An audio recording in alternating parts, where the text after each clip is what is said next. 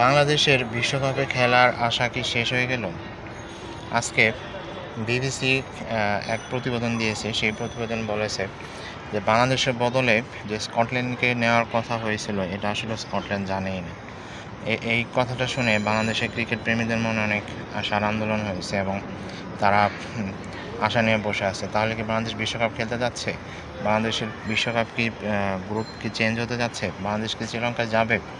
এটা হয়তো 1-2 দিনের মধ্যেই বোঝা যাবে।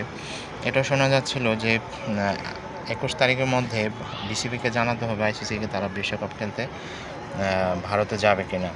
কিন্তু আজকের খবরে বিসিবি থেকে বলা হয়েছে যে তাদের এরকম কোনো নির্দিষ্ট টাইম নাই, আর তারা এবং আইসিসি থেকে কোনো দিক নির্দেশনা দেয় নাই যে তারা আসলেই বিসিবি বা বাংলাদেশ ক্রিকেট খেলতে যাবে কিনা এবং নির্দিষ্ট সময়ের মধ্যে জানাতে হবে কিনা, এরকম কোনো নির্দিষ্ট সময় নাই। এখন বিসিবি থেকে আজকে এটা বলা হয়েছে, যদি বাংলাদেশ এবার বিশ্বকাপ খেলতে যায় তাহলে হয়তো ভারতে খেলতে যেতে হবে। আইসিসি বাংলাদেশকে তো শ্রীলঙ্কাতে দিল না, এত মিটিং করে চিটিং করে কিন্তু কোনো কিছুই হলো না। হয়তো এখানে ভারতের অনেক কারসাজি রয়েছে, কিন্তু যেহেতু শ্রীলঙ্কার এই বিশ্বকাপের আয়োজক, তাহলে বাংলাদেশে খেলা দিলে তো অসুবিধা হওয়ার কথা না। যেহেতু আয়ারল্যান্ড যদি আয়ারল্যান্ডের সাথে গ্রুপ চেঞ্জ করে দিত তাহলে তার কোনো সমস্যাই হওয়ার কথা ছিল না, কিন্তু আয়ারল্যান্ডের সাথে গ্রুপ চেঞ্জ করবে না এবং আইসিসি থেকে বলেই দিয়েছে যে বাংলাদেশকে খেলতে হলে ভারতে যেয়েই খেলতে হবে। এই খবরটা যদিও বিসিবি অনেক আগে থেকে জানতো, কিন্তু তবুও আয়ারল্যান্ড এবং আইসিসিকে অনুরোধ করেছিল যে বাংলাদেশকে গ্রুপটা চেঞ্জ করে শ্রীলঙ্কাতে খেলা পাঠাতে, কিন্তু সেটা রাজি হয়নি।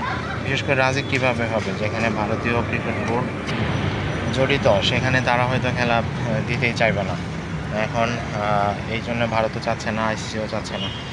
যদিও এখন হয়তো সামান্য একটু আশার আলো দেখা গিয়েছে বিবিসি থেকে এই প্রতিবেদন প্রকাশ করার পর, যে স্কটল্যান্ডের সাথে আইসিসি কোনো কথাই বলেনি এবং স্কটল্যান্ডও জানে না তারা বিশ্বকাপ খেলবে কিনা। এবং যদিও তাদের প্লেয়াররা বলেছে যে তারা যে কোনো সময় খেলতে প্রস্তুত আছে। এখন দেখা যাক কী অবস্থা হয়, তো 2-1 দিনের মধ্যে হয়তো আরও ক্লিয়ার হয়ে যাবে যে বাংলাদেশ বিশ্বকাপে খেলবে নাকি বাংলাদেশের বদলে স্কটল্যান্ড খেলবে। আপনারা কি মনে করেন? আপনারা আমাদের এই কমেন্ট বক্সে লিখে জানিয়ে দিতে পারেন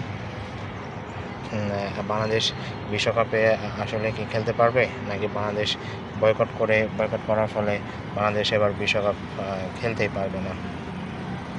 এটা আপনারা আপনাদের মতামত, আপনাদের অনুমান, আপনাদের ধারণা সব জানাতে পারেন। ধন্যবাদ সবাইকে, ভালো থাকবেন।